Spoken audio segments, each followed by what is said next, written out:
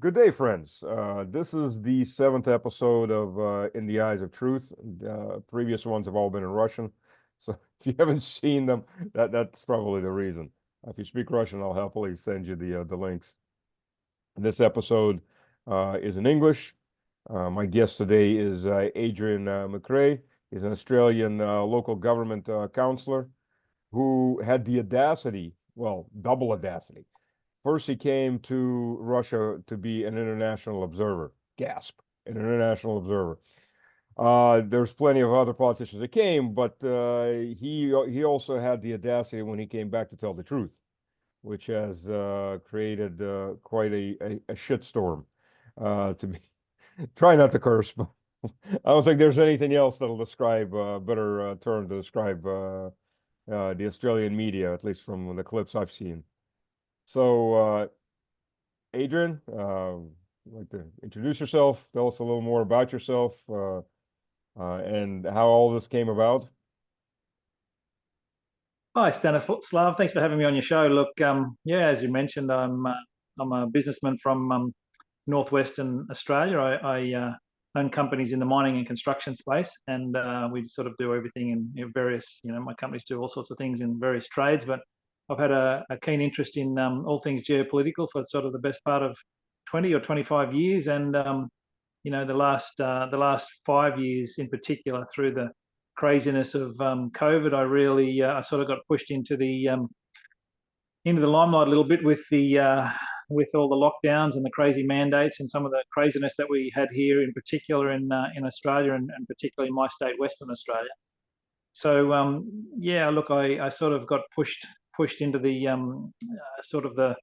onto the front of sort of speaking to large audiences and rallies and things around the state, and then I started through my group of companies. I started sponsoring some political events, and both here and internationally, for sort of causes that I really believed in. I hosted sort of some big events here locally in my local town, also in Perth. I've sort of brought some big international speakers that were telling the truth about the some of the COVID narrative that we were all sort of fighting against, and then that led to hosting a big event only in the US in October with Robert F. Kennedy Jr. and Vandana Shiva and Dr. Aseem Malhotra, cardiologist from the UK, and yeah, just bringing some big, and of course all of my rallies, I always bring Julian Assange's father, who often speaks, and I've become close friends with. So just things in to do with truth and media, and yeah, so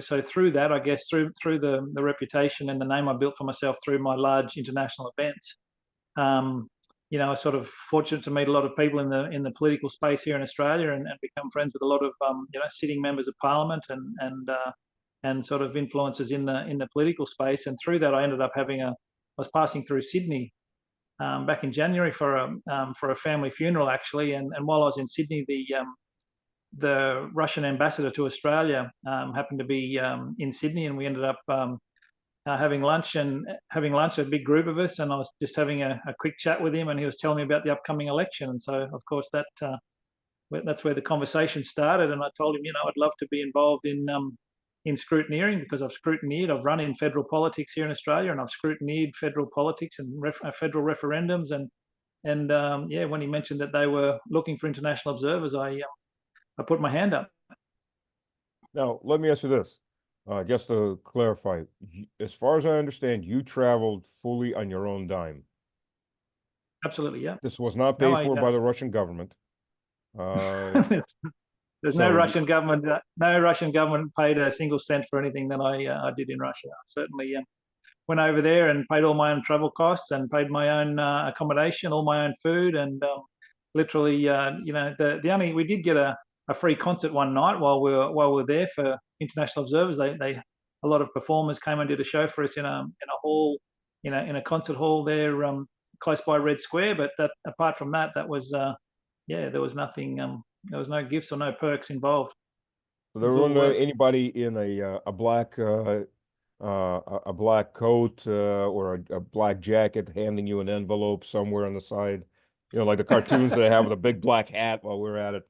Oh, Bullwinkle. look, I wish that at one point I wish that was the case, because as you said earlier before the chat, the issue with credit cards, I couldn't even pay for the hotel with credit cards. So towards the end of my trip, it was getting very tight for cash. I'm glad I got out of the country when I did, because I didn't have many more nights accommodation left in my wallet. Yeah, yeah. Cryptocurrencies. It's the way to go these days. So even though the U.S. government's trying to control that too, Yeah, well, exactly. exchanges. So what did you see? Well, how do you compare the system? I did vote. I'm dual citizenship, and I'll say on this part, when I voted in the U.S., it was always picking the least smelly shite.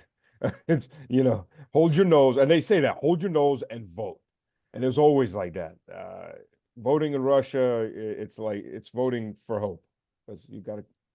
In my, I do support Vladimir Vladimirovich, and it's always a feeling of hope, because the country's going somewhere positive, not just stagnating or spinning like the U.S. Look, it's sad that so many countries around the world, it's like choosing between herpes and syphilis, and I certainly our election process here hasn't had any inspiring leaders for a long time either, to be honest. But look, when I got there, I was when the election process started, I got the day before the election process started, I was invited to see the Central Election Commission, and they walked us through the what was about to happen in the coming 3 days of election. They showed us the situation center, and how the situation center works, and how the complaints would be coming in, and they had over 300,000 volunteers working across all 11 time zones of Russia, and all the complaints would come through to the Central Election Commission situation center, and the complaints would be quickly registered. They would type it into a keyboard. It would go up onto a big screen, like bigger than a movie cinema screen. There'd be just sections of the screen, and the problem would be read, and then the problems would be automatically transferred into the next room, where there was another massive situation center where.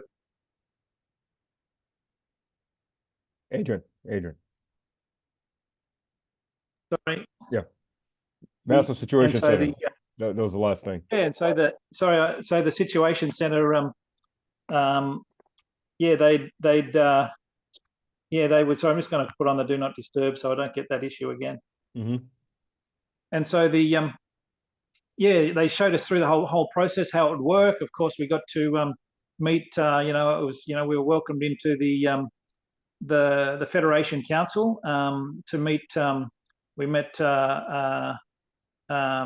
members of the Senate in there, and they welcomed us to Russia, and basically explained the situation. We would be given a driver and a car, and we could choose any district or any local electoral commissions. We got any voting booth anywhere we like. We're given our official IDs to travel around, and so for the next 3 days, I was we just sort of went in and around the outskirts of Moscow, in the city of Moscow, and I lost count of how many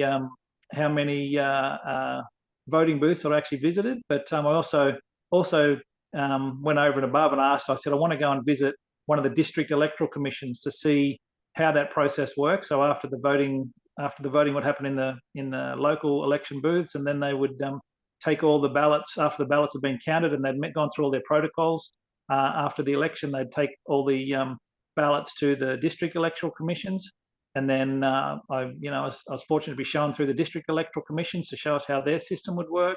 And then so for 3 days of the election, I just bounced around different voting stations, or what they call there the local electoral commissions, and we got to talk to so many supervisors. I talked to so many voters. I talked to so many volunteers from all the various parties that were there scrutineering the process, and just to see the systems that were in place, particularly the like they have what blew my mind, they have cameras, 3D cameras in every voting station in all 98,000 voting stations across Russia, and Russians would be able to zoom in, like they could literally move the cameras around. They're all interactive 3D, so they could drag the camera around on their laptop and look at any part of any voting booth through the entire process. You could rewind the cameras back 3 days, so they could, if you were looking at the cameras on Sunday, you could rewind back to Friday and watch what happened in that district voting booth on 3 days prior, and you could literally drag the camera around that entire time. So it's just unheard of. I've never seen anything like that in the West. And so on the last day, I was actually randomly invited through a mutual connection, a friend I'd made while I was in Russia. I was invited to have dinner with Sergei Baburin, who was one of the presidential candidates who dropped out of the race 3 weeks before the race, 3 weeks before the actual election took place. And he sort of thought it was better not to be dividing the nation while Russia was dealing with the special military operation in Ukraine. So I was quite humbled and honoured to be invited to this dinner. But I literally last minute, I really wanted within myself to go to one of the electoral commissions and count the ballots. I thought, I've seen the process, but unless I physically count the ballots, and I can't speak with any authoritative tongue on what the results are going to be. So it was known in certainly in the central part of Moscow. It's one of the least Putin-friendly regions on the entire Russian landmass, except for a few areas in Siberia where the Communist Party has quite a stronghold. And so I at 5 minutes, I had to skip on the dinner, and at 5 minutes to 8 p.m. I walked into one of the main electoral commissions in the center of Moscow, and we stood around. They said, "Listen, we're closing the doors at 8. You have to leave." And I said, "Listen, I'm as an official foreign observer, I'd like to stay in and count the votes." And they said, "Oh, that's unusual. Most people, are tired after 3 days. They want to go home and do their thing." But they called up the chain to the Central Election Commission. The Central Election Commission said, "Absolutely, give him full access to anything he wants to see." And so, I stayed in there until about 2 a.m. the next morning, from 8 p.m. until 2 a.m. and watched the protocols, watched all the systems they have in place as they would empty the computer voting machines. They would print out the voting slips on a crypto blockchain code, and then of course you can't count those votes. But I just wanted to be there for the paper ballot count. So paper ballot counts were counted last. Of course, the whole process takes about 3 or 4 hours before they even get to the paper ballot count, because they've got to destroy all the unused ballots in front of all the local election commission workers. And so there was usually 10 to a dozen of those in every local election commission. And when they finally unsealed the ballot boxes and they pushed all the tables together to make one big table, so the ballots didn't fall off the tables when they tipped these ballot boxes onto the tables. They tipped all the ballots onto this big combined table, which was a sort of a combination of about 8 or 10 other tables. And after about 1 minute, of about 10 or a dozen of the electoral commission workers sat around the table, and they started sorting through the ballots, and this pile goes to Putin, this pile goes to Slutsky, or all these other names. After about 1 minute, they got the supervisor, the local election commission supervisor's phone rang, and they said, "Stop the count." And here I was thinking, okay, finally we're going to see something untoward in this whole electoral process. And the reason they wanted to stop the count was because someone watching the 3D cameras somewhere in Russia had said they couldn't see the hands of 2 of the 12 people that were at the table. So they had to rearrange the tables until they rearranged the tables once. They all sat down again, and the person on the other end of the phone said, "No, this person's hands are still blocked by this other person's shoulder from the camera angle." So they moved the tables again. And then finally they got, after 2 or 3 table moves, they all sat down, and they were talking, and the person on the other end of the phone that could see through the 3D cameras said, "Okay, now we can see the tables, we can see the hands, you can begin the count." And so it was just like, it's the most ridiculously over the top transparency I could have ever imagined. I've never seen anything like it. And so it was seeing that with my own eyes, or even my translator that was with me, he was absolutely gobsmacked to have witnessed the level that they went to make sure that even the hands of the people sitting at the tables, hands of the counters, could be seen from by all Russians. It was just incredible. I've never seen anything like it. And so I stayed there, like I say, until almost 2 a.m. We watched the vote count, and in that part of the center of Moscow where Putin is known to be it's one of his least friendly regions in the whole, landmass of Russia. He got just under 80% of the vote in one of his least popular areas. So I was expecting actually the next day that we would hear he got over 90%. So when it ended up finished at 87%, it was, I absolutely vouch for it, because that's what I saw with my own eyes. Let's compare this to what I know outside of Russia. I mean, the U.S., where voting ends at around 6 o'clock. So if you can't, well, it depends where 6 or 8 o'clock. Can't quite remember. I think it was 6 o'clock. So if you can't make it from work soon enough, then that's it. You don't get to vote. And it's a line outside of the building, under the rain, under snow, depending on the location. And people stand there for an average of an hour to 2 hours waiting to vote. No transparency.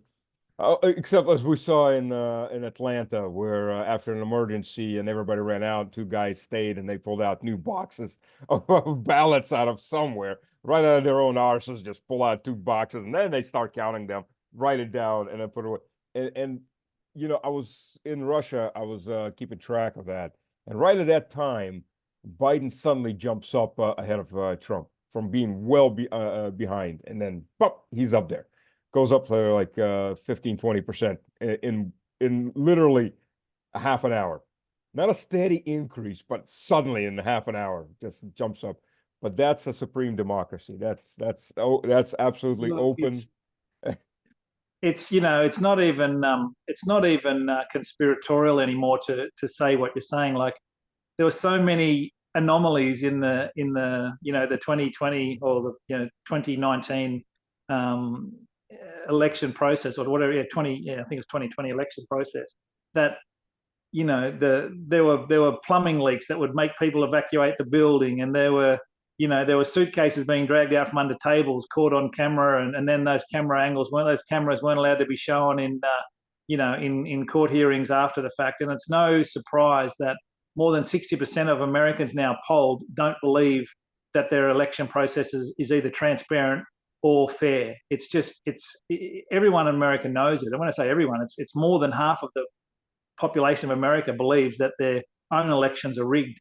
And like I said on television here, I can guarantee you that there is less than 1% of Russians that don't believe their election process. They're very proud of their electoral system. Everyone I spoke to, it was sort of a festive atmosphere. The people getting photos and getting their child to drop the paper in the ballot, and the other family members would take photos, and then they would stand in front of photo boards, and it was just a really festive and happy, friendly experience to be around it. I would often ask the people if they spoke English.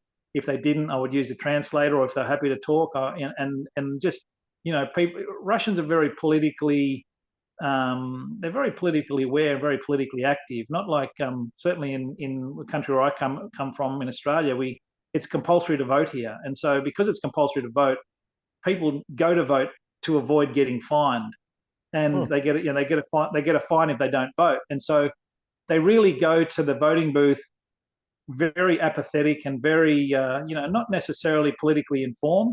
And so at the back of that, the way that the political parties, there's really 2 parties. It's we're very much in Australia, similar to the US, the UK. We have a 2-party system.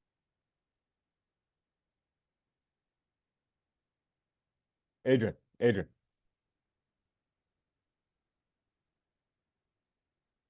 Your system. Sound switched off. Yeah. Did the phone mute itself? Yeah, it did. Or maybe it's sorry, I can't hear a thing you're saying. No. My apologies. Can you hear me now?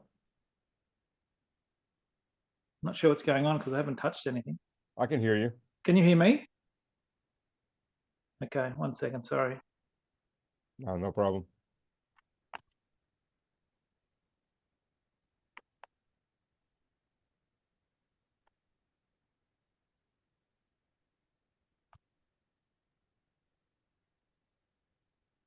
I cannot imagine why it's doing this. It's saying that it's working.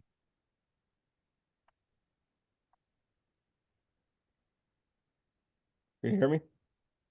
I can hear you. Can you hear me? Yeah, yeah. Okay. Okay, apologies. It's Western intelligence interfering. I wouldn't be surprised because there's nothing that can touch my screen here. So Yeah. anyway, yeah. So where were we talking about the two? Did I get to the two-party system here in Yes. Australia? Mhm. So let Yeah. me So we have. break in for a second. You have compulsory voting. You actually have to vote. You have to get a stamp that you voted. You have to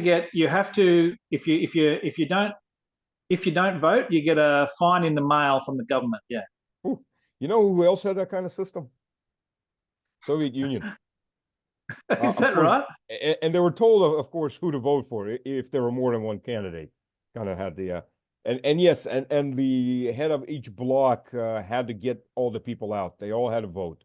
So you had these maximum like 90+% voting rates, very high voting rate. Of course, you know, you were told who you're going to vote for.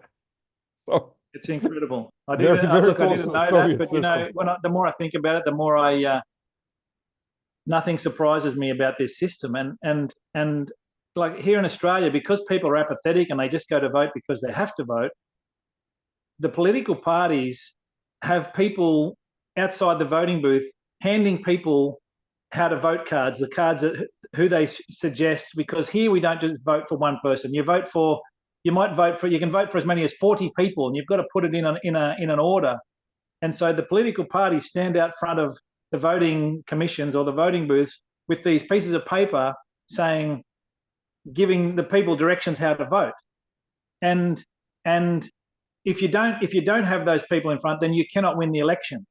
And so I said to my translator when we're going I said, one thing I notice here, there's no one standing out front giving people flyers for Putin or the Communist Party, Kharitonov, or any of these candidates. Where are they? And they said, well, that's cheating. That would be influencing the election.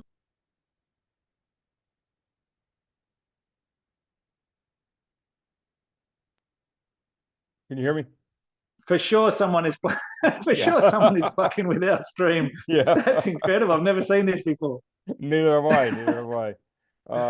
Hang on, now I Elections, can't hear that was the you last again. word. Sorry, 1 second. Yeah. And there, ladies Can you and talk? gentlemen, is direct interference Still got nothing. from somebody. Sorry, I've got. Are you muted or no? No, no, no. I'm not muted. What is going on?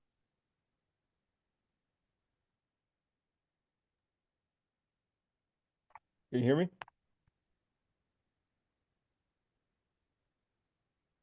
Can you hear me? Can you say something? Hello. Can you hear me? No. No? So you're not muted. No, no, not muted. Now you're back. It's incredible. Yeah, Oh they're my. screwing with us. Yeah, you're muted. You're muted now. Okay. Can you hear me? Yeah, yeah. Can you hear me? But I can't. But I can't hear you. Uh, I can't fucking believe this. yeah. I've never heard of this before. I've heard of it, but I didn't believe it actually.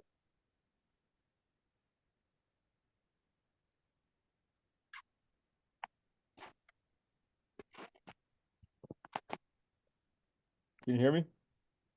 Look, I don't even know what to say. I'm so frustrated right now. Can you Are hear you me? still there? Yeah, yeah. I have nothing from you. You're not muted? No.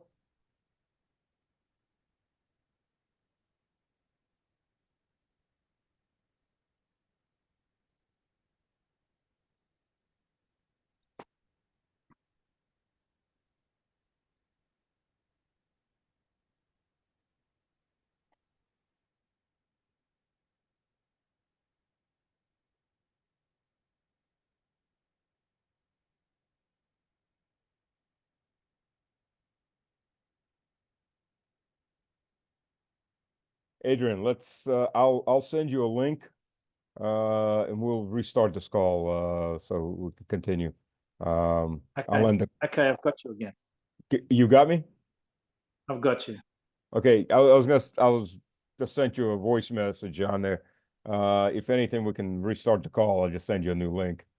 Yeah, I've never seen that happen before in a Zoom call. So that's I've been on hundreds of Zooms and I've never seen this happen in my life. well, when you came back, yeah, I've seen some of the clips and you're the various anchors. There's a one girl that was getting relatively feisty. She's basically stating that you've been hoodwinked, that you were just pulled around by the nose, and here you're saying that you actually went and vote counted, which is unheard of. And well, in the U.S., the few thousand observers, non-American observers, nobody's allowed inside the buildings. You're going to stand there on That, in front and exactly. observe the crowd as they're standing in line. That's it. That's the observing portion. Well, look, she goes, oh, you've been played, Adrian. You've clearly been played. That was her words. And look, I sat and accepted the ridiculousness coming out of her mouth because I genuinely thought the interview was going to go for about half an hour.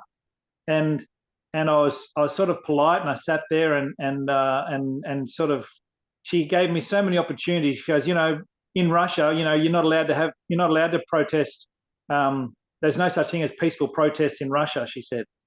And it's like, have you been watching Australia where when we protested against mandates and forced vaccinations, we were getting shot at with rubber bullets and arrested and dragged around, more violent than any protest I've seen anywhere in the world. Like, the next step was literally lead bullets and so many people injured, so many people wounded and beaten up. And it's just embarrassing for her to even suggest that Australia is so decent and we have peaceful protests. It's just we saw in the last 4 years that the violence that they used to shut anyone down with any dissenting voice was like nothing I've even seen in coming out of Russia, or sort of it reminded me of Tiananmen Square actually. And then she would say things like, oh, it's called freedom, Adrian. It's just like Freedom's not free. You freedom, got to except remember that. it's like these people they don't see the irony in the aggressive way in which they will the paths and the lengths they will go to shut down anyone that has an opposing viewpoint. And mine wasn't even a viewpoint. I was just reporting on the truth, on exactly what I saw and witnessed in Russia. But because it conflicts so I guess diabolically with their narrative that they've been able to get away with and push, particularly the last 2.5 years since the special military operation. The agenda is it's actually frightening to see the lengths to which they'll go to defend their lie. It's that really shocked me about Australia. I didn't expect that. I was introduced to when I spoke in the Central Election Commission the morning, actually the afternoon. I went in the morning, but ended up being talking in the afternoon because I was literally the last of hundreds of speakers, and literally the very last speaker. And the person who introduced me said, "Oh, you're very brave coming here from Australia, and you've done it's a really heroic thing you've done to come here and speak at this press conference." And I thought, why? I'm just, I genuinely thought, he kind of almost predicted the trouble I would be in when I got to Australia. I genuinely had no clue. I did not expect any kind of reaction. I thought it would never be heard of again. And then the media just went absolutely crazy, and still to this day are going crazy about it. I've got some relatives in Australia, but won't name any names just in case. But yeah, they don't say anything at all when it comes to really discuss this issue. Partially because some of those relatives are from the other side of the front line. But that's how it is, because for the way Russians look at it, this is a civil war going on, and there's families on all sides of this conflict. I've got relatives. I know I'm going slightly off topic. I got relatives that have been living under shelling by the Ukrainian army for 9 to 10 years. True, before the special military operation, it was on and off shelling. The Ukrainians would get drunk and lob a couple dozen shells into one city or another, Yasnavata, into Gorovka. And then when when the actual war started, special military operation, that became very intensified. So yeah, I know what they're saying in the West, and I've told a lot of people too. You know, if you believe all of this that you're being told, come visit. I'll take you down there. I've been down the front lines more than a few times. I'll take you down there. You can see it with your own eyes. No takers. No, no, and I've told people from the media too in the West, come down and we'll show you. That's Look, that's not an issue. No takers, zero. the uncomfortable truth is sometimes is too much to bear when you're comfortably living the lie. So it's Yeah, it's um it's look, there are I've never taken sides in the Ukraine conflict. I certainly understand the reason that Russia is pursuing the special military operation. Of course, there are innocents on both sides that are going to suffer horribly, and but the deniable the denial of the West to admit our complicity in creating and fomenting this conflict just blows my mind. How blatantly ignorant the media is. Either the media is, or are they just holding on to this lie to to further an agenda for whoever pays their bills or whoever their shareholders are. I don't know all the answers to those questions, but it just blows my mind that anyone could think that this conflict wasn't provoked by us in the West, and this aggressive expansionism of NATO to the east to to militarily encircle the landmass of Russia, and obviously the key is a big part of the key is taking Crimea and pushing the Russian fleet out of the you know out of Sevastopol and out of that region. So it just blows my mind that our media has the audacity or the chutzpah, shall we say, to not to keep Australians so ill informed of actually our our involvement in making all this happen. I mean, Australia, we're not really involved in too much, but the fact that we can sit back with a without a any remorse or guilt in their voice and say that, oh, no, America and the West, we had nothing to do with this. It's insane. It's so ridiculous. But anyway, here we are. well, we've only got a few minutes left, and I hope this is not the last time we speak. But let me ask you this: you're from the mining sector. As we know, Australia is first and foremost an extraction economy, uh, and the number one client, at least used to be, I'm not sure if it's still that, was China. I read China used to buy up to 50% of Australian exports, which is It's my look in my mining space. We're working mostly iron ore and some precious metals, but China buys high 90s%. It'll be wow, 95% plus of all our iron ore, all our steel. wow, They also buy some of our coal, but India's now a big purchaser of our coal, but that's on the other side of our continent.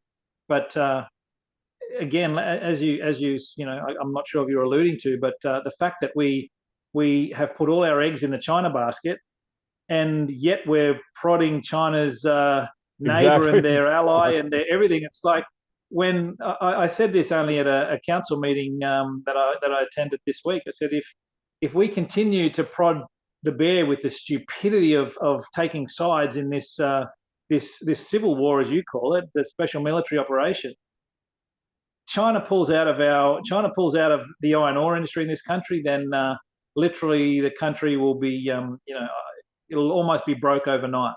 It'll be that quick. So it blows my mind that we are so short-sighted and so small thinking that we think we can do as we're told by Big Brother in the US or the UK or the Levant in the Middle East, where probably where the orders probably seem to be coming from. And it certainly it just blows my mind that we can be so short-sighted and so stupid, mental Yeah. midgets. it amazes me when I see it. By the way, Australian wine is still being sold in Russian stores. So I saw that while I was there, that they're still sanctions selling and all Australian that. wine. So it's funny. It's funny, the sanctions. The sanctions. Obviously, I bet we couldn't buy Russian wine or Russian vodka. We can't even buy Russian vodka here, but they can still buy our wine. So the absurdity of all of this, it's so ridiculous. I'd love to see who's who the people are actually making the decisions on what gets sanctioned and what doesn't, because it's embarrassing. It's so embarrassing. The political class in this country, and certainly in the West, be it in the UK, France, US, Canada, Australia, I'm so ashamed to even associate myself with what we call our political leaders. Um, Dear guests, our time is running out. I want to thank Adrian for joining us. We'll get this out pretty soon and get it out on the English language site channel. So hope to see Adrian again. This is very interesting. There's still a lot to discuss. So thank you, Adrian, for joining us. Thank you, Stanislav, for having me on your show. And yeah, look, apologies for all the connection issues, but I'll have to talk to my Secret Service agent and tell him to give us at least 30, give us at least 40 minutes next time. Ask him what we missed on the translation.